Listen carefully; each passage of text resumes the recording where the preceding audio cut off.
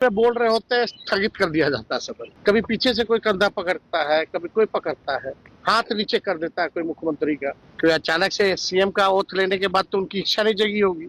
वो तो इच्छा थी नहीं उनकी, ये तो थोपा गया है। जो आएगा भी कौन मुख्यमंत्री बनेगा नहीं बनेगा, जनता का मैंडेट है क्या? जनता जिसको चाहती है वो मुख्यमंत्री हो ही नहीं रहा है, तो क्या मतलब रहेगा? दिल्ली से सरकार चलेगी। तो एक सवाल है देखिए कि कल पहली बार नीतीश कुमार बोलने के लिए सामने आए, लेकिन संजय झा ने हटा दिया, उनको बोलने से रोक दिया। ये लोग तो केवल बिहार को बदनाम कर रहे हैं और बर्बाद कर रहे हैं। अरे तो ऐसा कौन सा प्रधानमंत्री का ले लिए? अब तो पहले भी कह रहे थे भाई ये तो औपचारिकता है, और ना चाहते हुए भी वो कर रहे हैं, तो दबाव तो उनपे है ही ना। चुनाव में हमने पहले कहा था कि उनको नहीं रहने दिया जाए। आप लोग उस समय एनडीए के नेता क्या बोलते थे? 25 से 30 नीतीश, नहीं ना? तो झूठ तो बोला उन लोगों ने।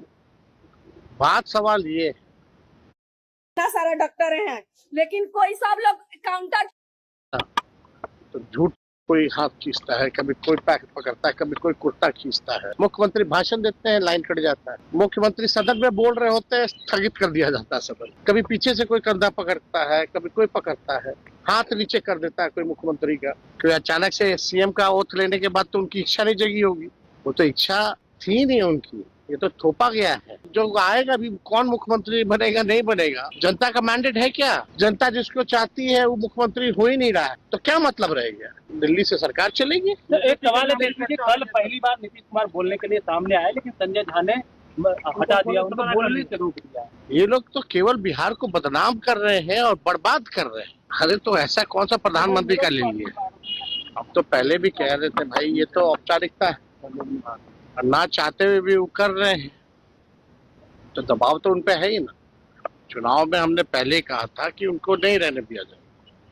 आप लोग उस समय एनडीए के नेता क्या बोलते थे? 25 से 30 नीतीश, नहीं ना?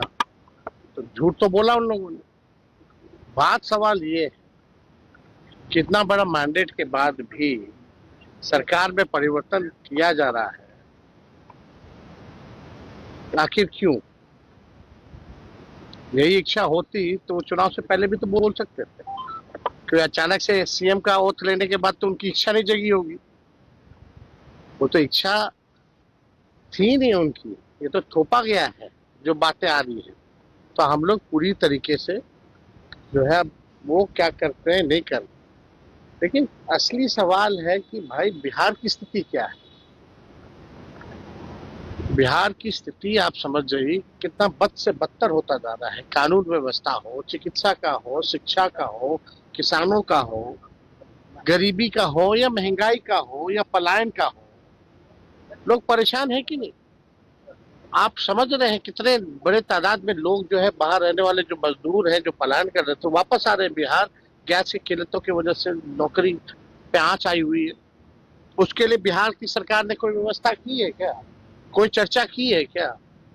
कोई व्यवस्था नहीं, कोई चर्चा नहीं। तो इन लोगों का तो केवल काम ही है बस भाड़ में जाए बिहार, लेकिन अपना कुर्सी पर बने रहे। तो इन लोग की यही मंशा है। हम लोग टीआरई वाले पे हमने कल भी हमने लिखा है, कितने ईमानदारी से हम लोगों ने जो कमिट किया उस काम को हम लोग जो है पूरा किया। आज कहाँ क्या हो रहा है उसको? कहाँ नौकरी पे कोई बात हो रही है?